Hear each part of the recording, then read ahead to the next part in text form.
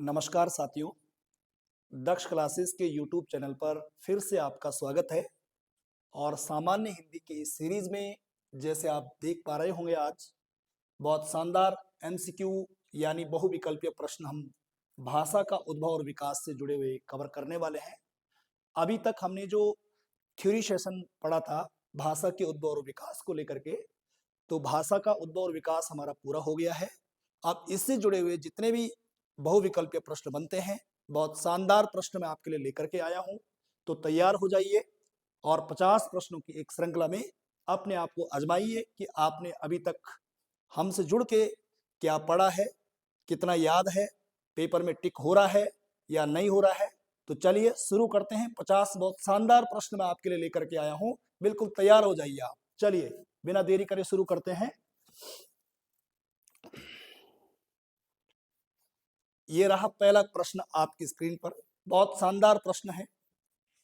पहला प्रश्न आपकी स्क्रीन पर है, संसार में यदि कोई सर्वांग पूर्ण अक्षर है तो देवनागरी के हैं, यह कथन किसका है। पहला प्रश्न बहुत बढ़िया प्रश्न है, आने के पूरे पूरे चांस हैं।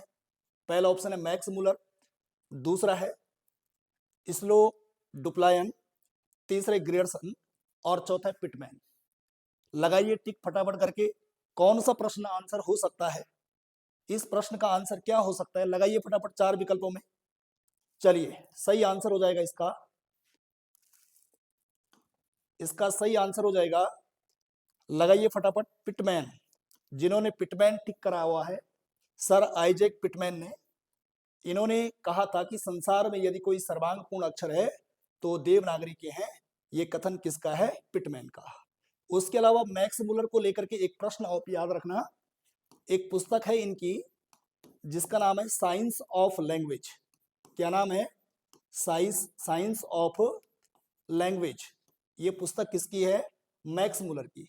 और इस मैक्स मुलर पुस्तक में इन्होंने गढ़वाली को जो है प्राकृत भाषा का एक रूप माना है। तो एक मैक्स मुलर की पुस्तक याद रखनी है, साइंस ऑफ लैंग्वेज। और यहां पर संसार में यदि कोई सर्वांग पूर्ण अक्षर है तो देवनागरी के हैं, ये कथन किसका है, पिटमैन का है। चलिए दूसरे प्रश्न की ओर चलते हैं। स्क्रीन पर यह रहा दूसरा प्रश्न, ब्रजबुली नाम से जानी जाती है। पहला है पंजाबी, दूसरे मराठी, तीसरे गुजराती और चौथी है पुरानी बांग्ला। लगाइए फटाफट आंसर, पंजाबी, मराठी, गुजराती, पुरानी बांग्ला। मचाइए धमाल मचाइए फटाफट करके, कौन सा सही आंसर होगा, फटाफट लगाइए जी। सही आंसर होगा पुरानी बांग्ला। जिन्होंने पुरानी बांग्ला को टिक किया है, ये बिल्कुल सही जवाब है। ब्रजबुली, ये ब्रज का एक भ्रम में हम ब्रज भाषा का रूप समझते से, लेकिन हमने क्लास के दौरान भी बात करी थी कि ये ब्रज भाषा का रूप नहीं है बल्कि बांग्ला का एक रूप है। तो जिन्होंने दूसरा का डी यानी दा टिक करा हुआ, ये बिल्कुल सही है।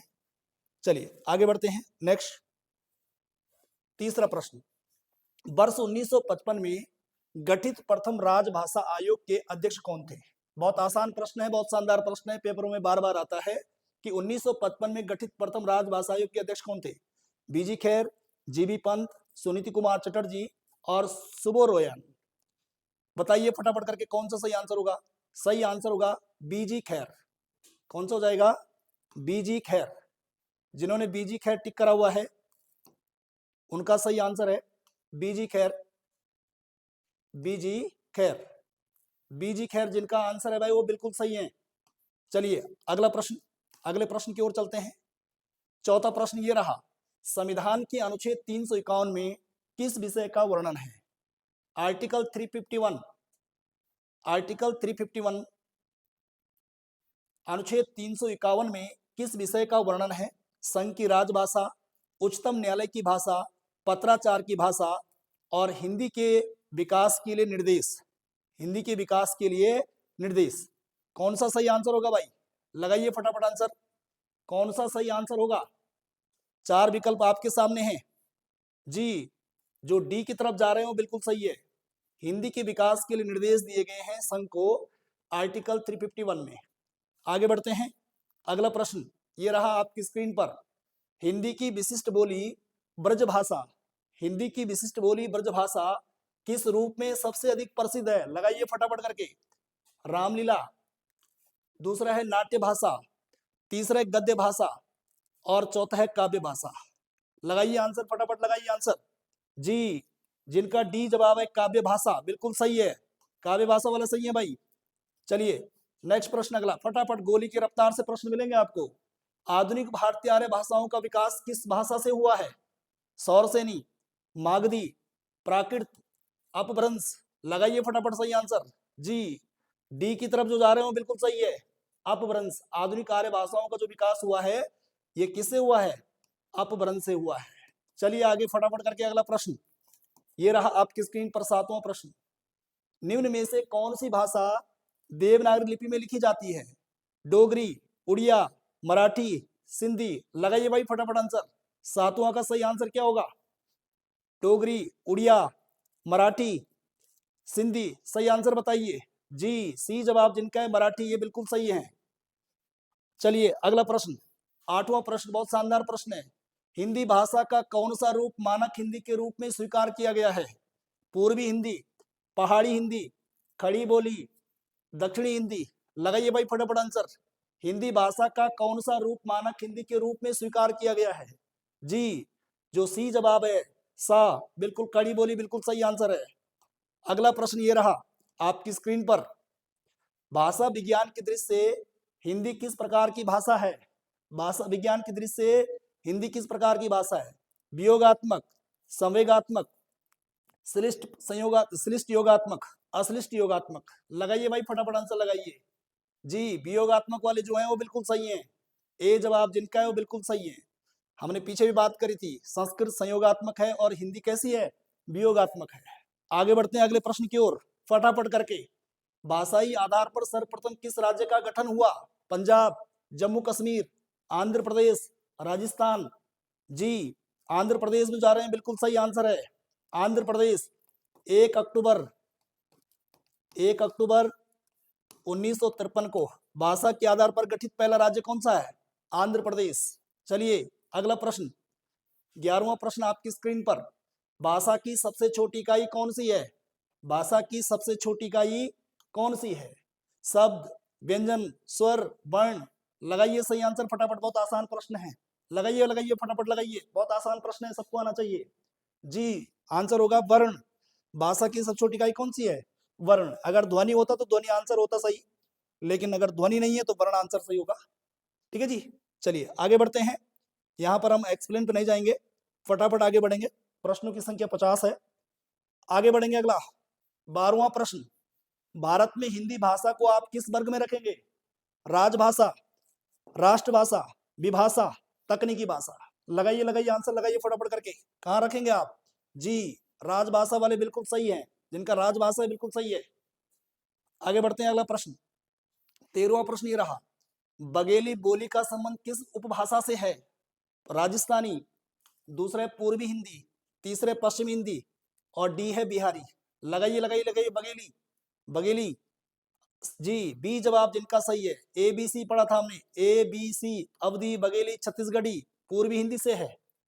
अगला प्रश्न 14वां प्रश्न, खड़ी बोली का प्रयोग सर्वप्रथम, खड़ी बोली का प्रयोग सर्वप्रथम किस पुस्तक में हुआ है?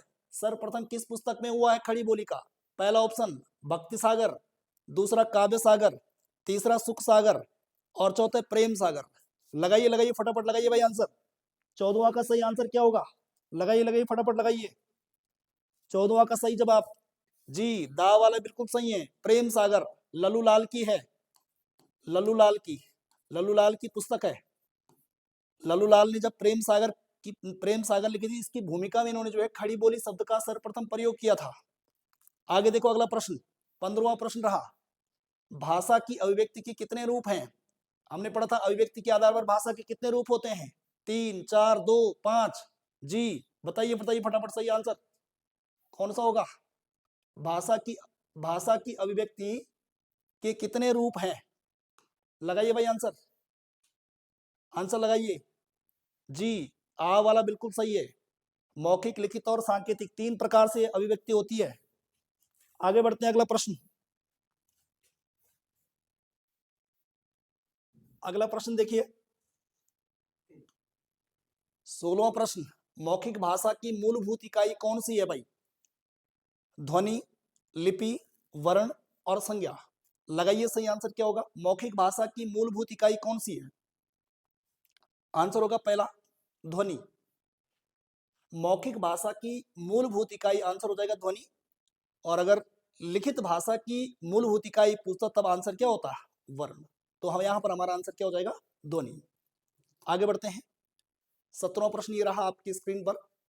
हिंदी उपभाषाओं को वर्गों में विभाजित किया गया है, यानी हिंदी की जो उपभाषाएं हैं इनको कितने भागों में या कितने उपवर्गों में विभाजित किया गया? 4, 5, 6 और 3। लगाइए सही आंसर क्या होगा। आना चाहिए सभी को ये। आंसर होगा बी वाला। बी जवाब जिनका सही हो बिल्कुल सही है। बी जवाब।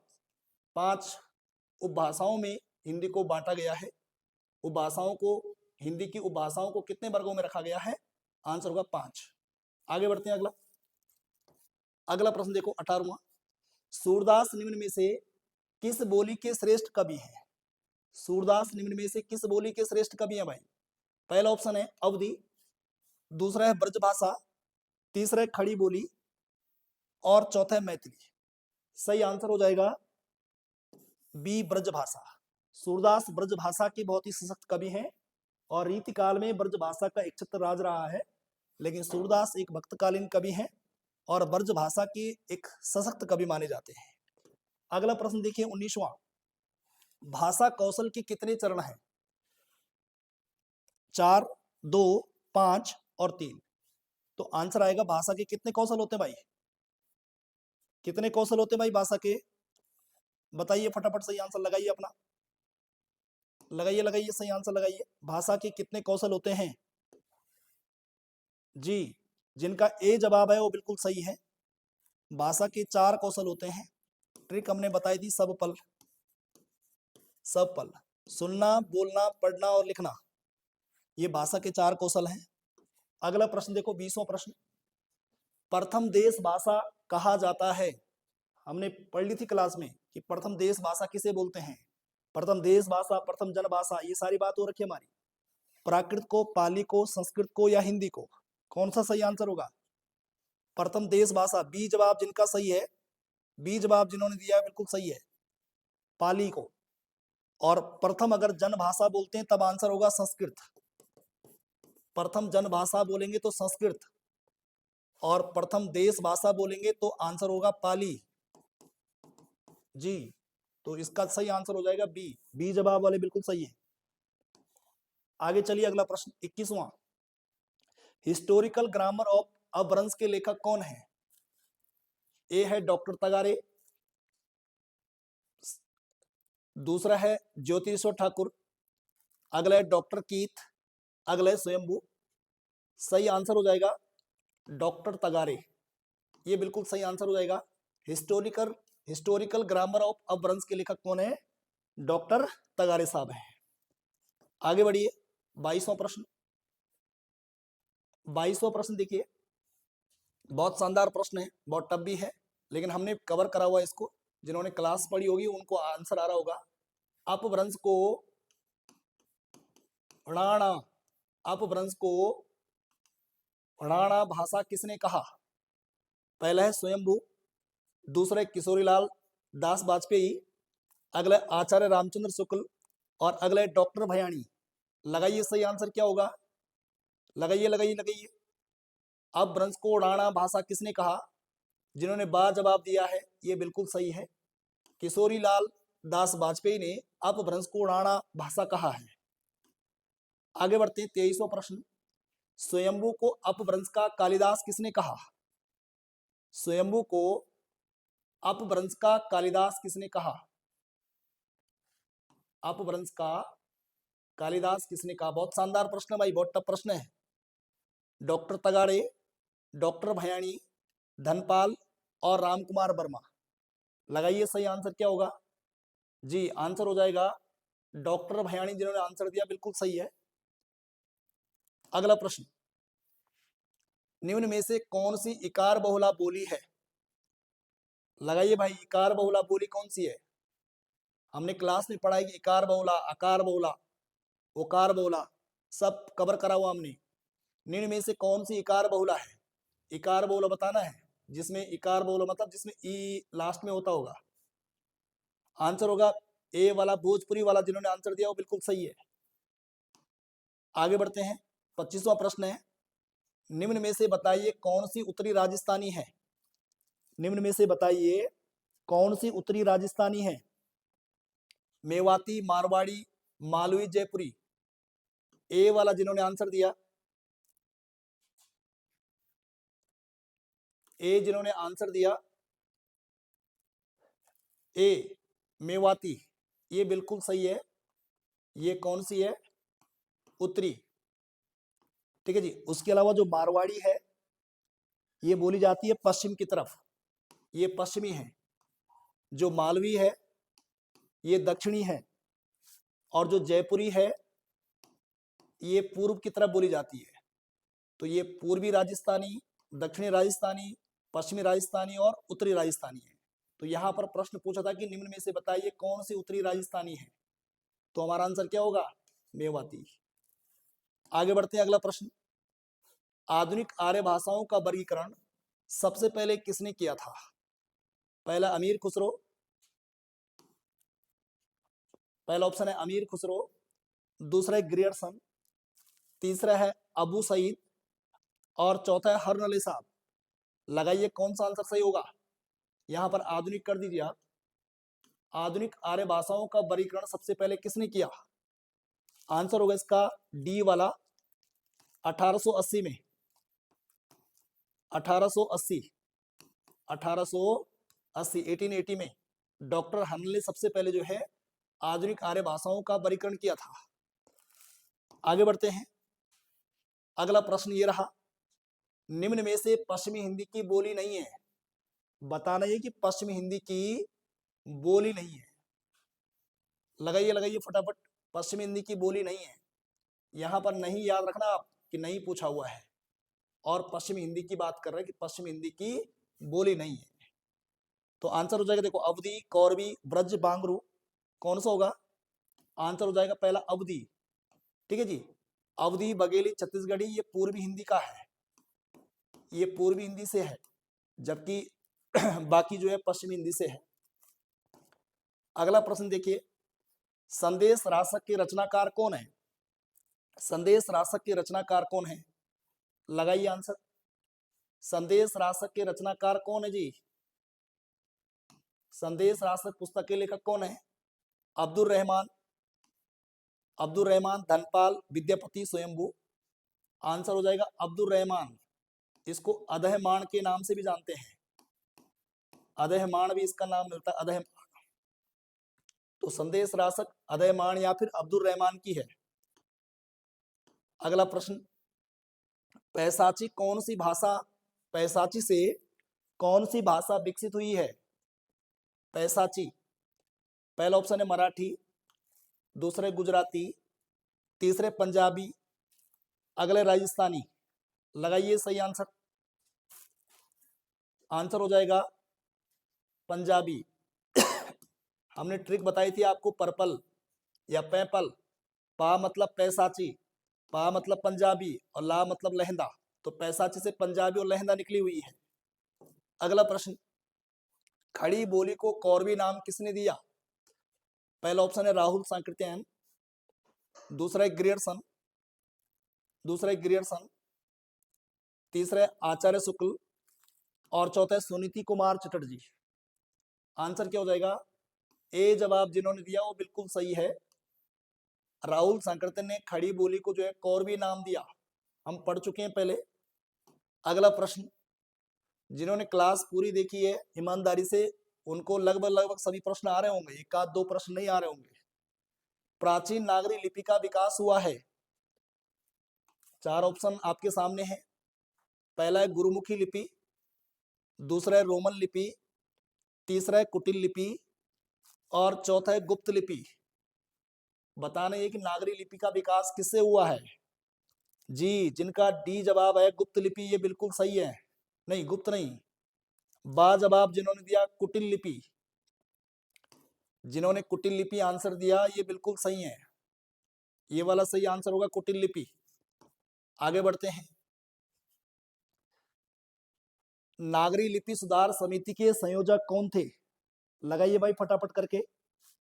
नागरी लिपि सुधार समिति के संयोजक कौन थे? आचार्य नरेंद्र देव, काका कालेलकर, भारतेंदु और बाबू श्याम सुंदर दास। लगाइए लगाइए सही आंसर कौन सा होगा। क्वेश्चन नंबर 32 देखिए फटाफट करके। 32 का सही आंसर क्या होगा? 32 का सही आंसर बताना है जी। जिनका बा जवाब है वो बिल्कुल सही है, काका कालेलकर। जिन्होंने काका कालेलकर आंसर दिया ये बिल्कुल सही है। अगला प्रश्न देखिए। सन 1935 में हिंदी साहित्य सम्मेलन के इंदौर अधिवेशन में महात्मा गांधी के सभापतित्व में, यहाँ सा होना था, सभापतित्व में निम्नलिखित में से किसका गठन किया गया था? पहला है नागरी लिपि सुधार समिति, दूसरे साहित्यकार कल्याण समिति, तीसरे राष्ट्रभाषा प्रचार समिति और अगला है नागरी मानकीकरण समिति। लगाइए सही आंसर कौन सा होगा जी। पहला वाला बिल्कुल सही आंसर है, नागरी लिपि सुधार समिति। 1935 में हिंदी साहित्य सम्मेलन जो इंदौर हुआ था, इंदौर में जो अधिवेशन हुआ था हिंदी साहित्य सम्मेलन का, वहां पर महात्मा गांधी के सभापतित्व में नागरी लिपि सुधार समिति बनी थी। आगे बढ़ते हैं। अगला प्रश्न 34वां प्रश्न, बहुत बढ़िया प्रश्न है। देवनागरी लिपि दुनिया की सर्वाधिक वैज्ञानिक लिपि है। देवनागरी लिपि दुनिया की सर्वाधिक वैज्ञानिक लिपि है, यह कथन किसका है? बताइए भाई फटाफट करके। सुनीति कुमार चटर्जी, राहुल सांकृत्यायन, भूदेव मुखोपाध्याय, महावीर प्रसाद द्विवेदी। जी सही आंसर हो जाएगा राहुल सांकृत्यायन। देवनागरी दुनिया की सर्वाधिक वैज्ञानिक लिपि है, ये बात किसने कही? राहुल सांकृत्यायन ने। अगला प्रश्न देखिए 35वां प्रश्न है। देवनागर पत्र के संपादक कौन हैं? लगाइए भाई, देवनागर पत्र के संपादक कौन हैं? पहला है सुनीति कुमार चटर्जी, दूसरे राहुल सांकृत्यायन, तीसरे भूदेव मुखोपाध्याय और चौथे महावीर प्रसाद द्विवेदी। लगाइए कौन सा सही आंसर होगा। देवनागरी दुनिया की सर्वाधिक वैज्ञानिक लिपि है, ये बात किसने कही? आंसर होगा राहुल सांकृत्यायन।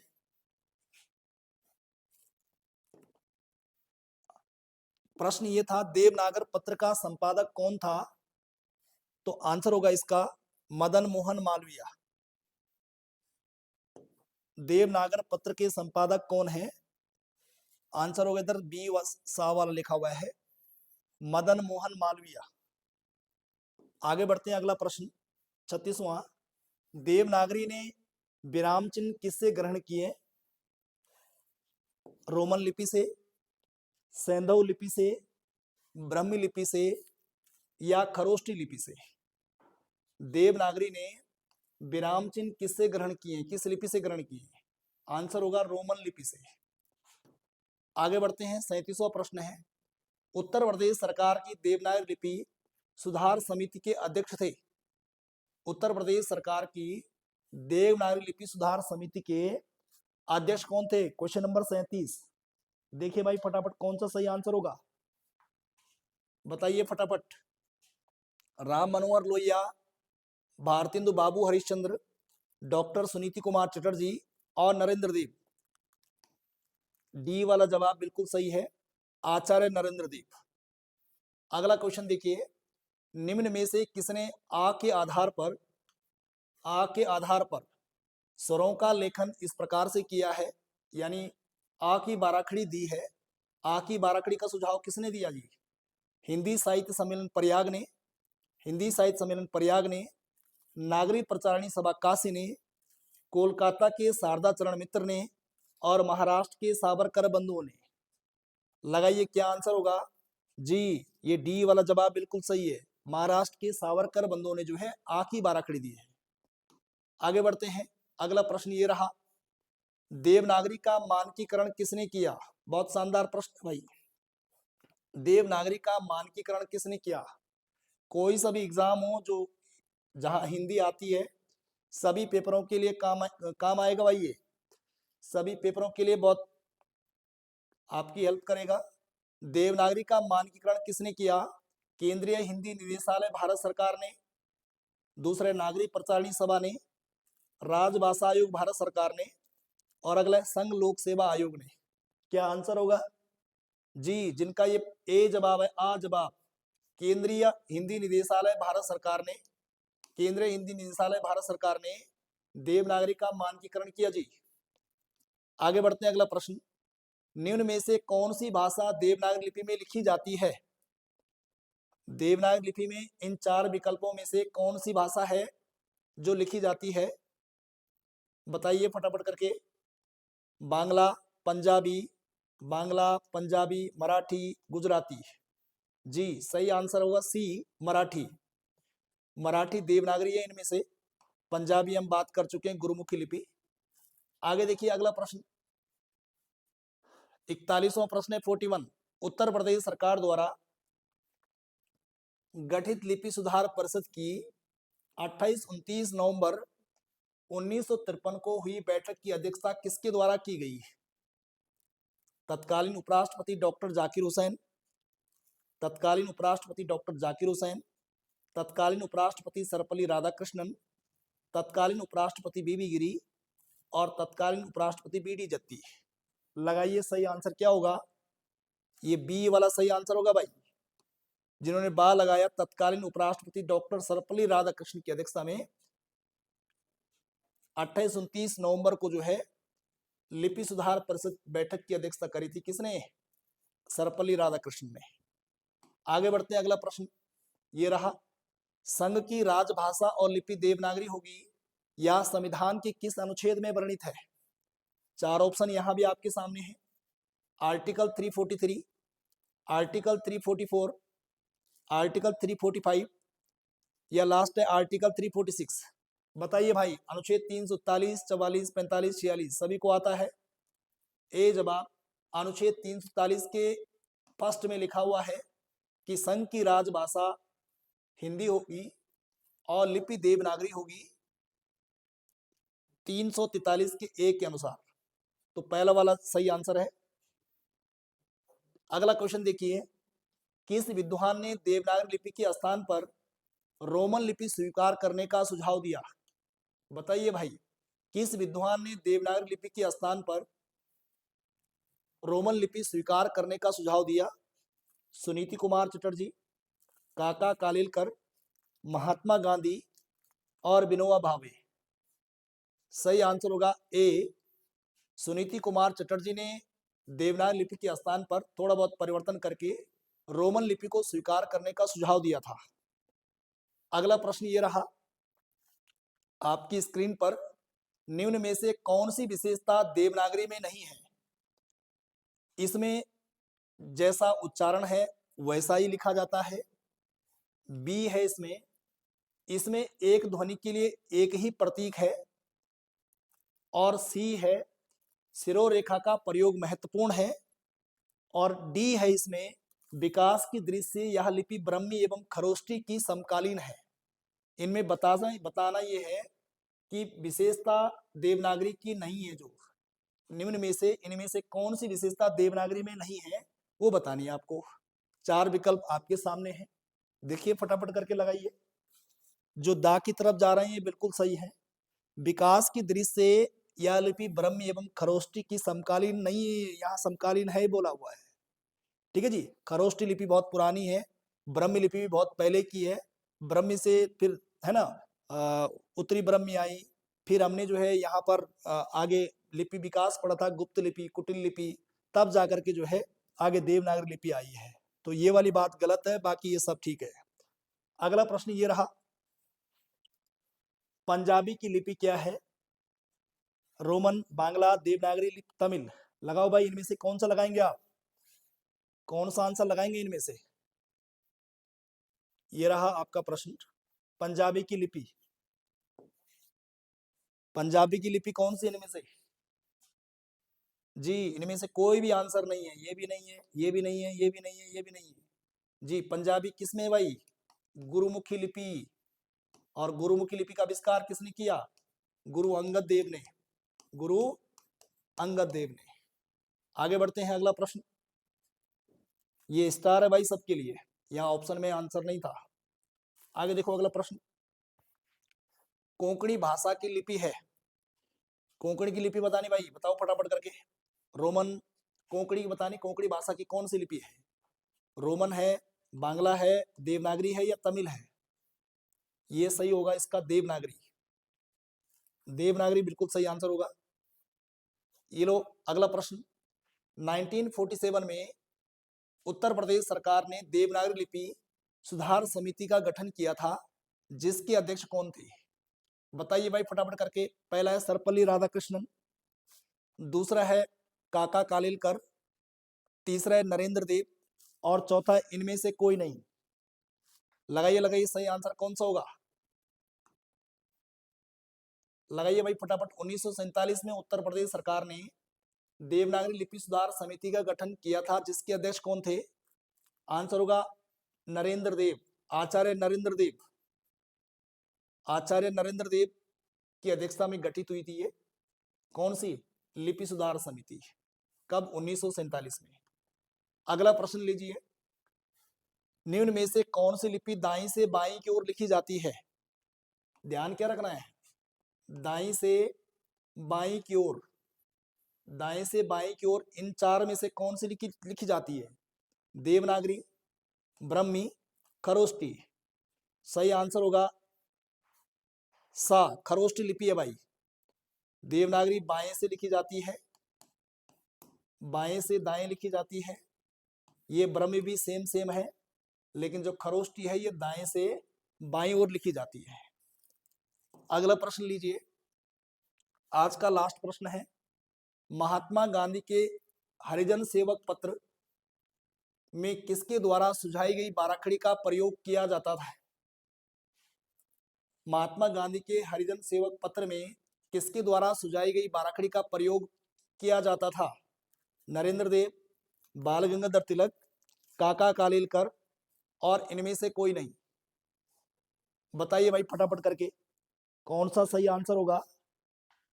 महात्मा गांधी के हरिजन सेवक पत्र में किसके द्वारा सुझाई गई बाराखड़ी का प्रयोग किया जाता है? नरेंद्र देव, बाल गंगाधर तिलक, काका कालेलकर और इनमें से कोई नहीं। ये क्वेश्चन आपके लिए जो है होमवर्क है, ये आपने कमेंट में बताना है।